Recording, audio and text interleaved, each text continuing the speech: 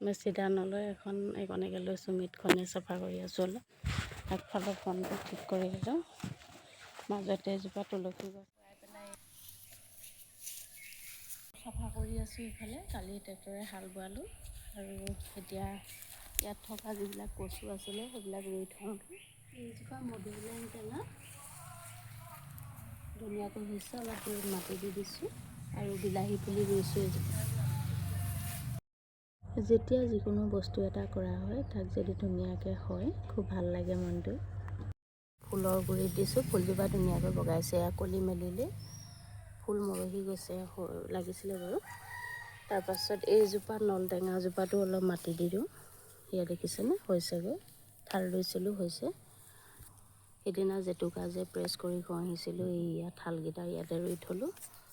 এতিয়া গোবৰ আৰু মাটি দি দিছোঁ আৰু ৰঙালাও পুলি মাজে মাজে পচাইছোঁ। কেইবাজোপাও ৰোৱা আছিলে, এতিয়া হাল বাই দিলত এইবিলাক ঠায়ে ঠায়ে এতিয়া ৰুই দিছোঁ। মাটিমাহখিনি বগাবলৈ অলপ সুবিধা কৰি দিবলৈ য'তে ত'তে হৈছে। এইজোপা পুলি ডাঙৰ হ'ব আৰু দুদিনমানকৈ থৈছোঁ। ঠালবিলাক আনি এনেকৈ ৰুই দিছোঁ। সেইফালে জংঘল হৈ গ'ল অলপ। এইবাৰ এই চেনিকচু আলু এইডোখৰত লগাই থৈছিলোঁ, মানে এটা কচুৱে এনেকৈ পাচি এটাত ভৰ্তি হৈ গৈছিলে। বহুত ডাঙৰ হয় এই কচুটো।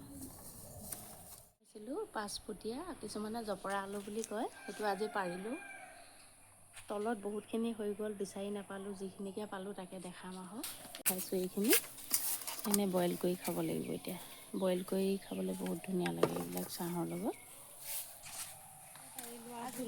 নোৱাৰিছোঁ মানে বহুত দাইকেইডাল যথেষ্ট গধুৰ, নোৱাৰি ইমানখিনিকে পালোঁ।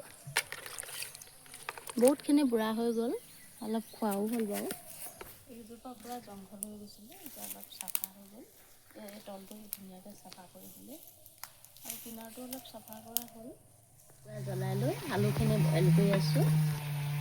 এয়া আমি পাঁচমুখী আলু বুলি কওঁ, পঞ্চমুখী, কিছুমানে আকৌ জপৰা বুলি কয় এই আলুটো।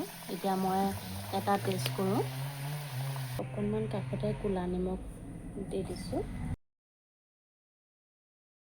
সিজিলে নাই অকণমান খাই চাইছোঁ। আপোনালোকে যদি খোৱা নাই কোনোবাই খাবচোন, বহুত ভাল লাগে।